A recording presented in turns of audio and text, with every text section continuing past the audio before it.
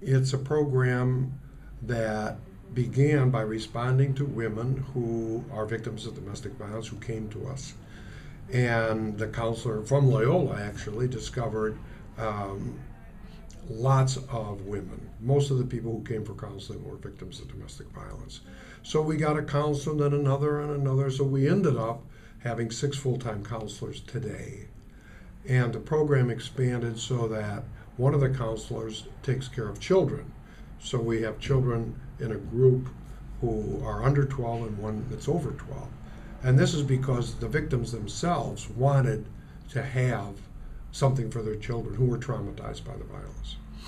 The women come to individual counseling. A lot of places don't offer that. And then they are put into groups. There are different kinds of groups, such as just a support group or information group, so they can find out more about certain kinds of things like education, jobs, housing, so forth, legal systems. And then we began to offer services for men because a lot of the women didn't want to leave their husband, even though they were victims. So we started a program for men, and that has been very successful.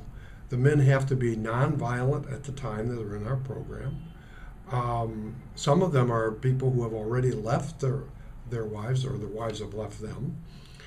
And they're not court mandated. We don't take court mandated people, only men who want to be and work on themselves, want to be here and work on themselves.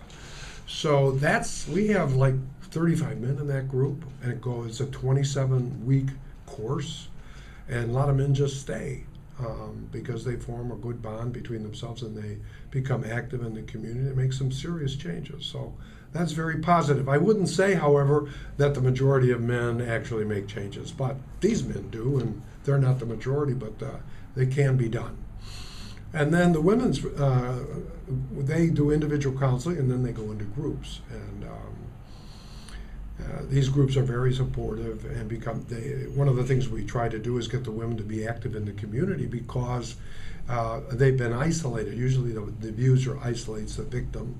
So we try to get them to have connections. And these groups do serve for them to form relationships with other victims. And that's a source of support.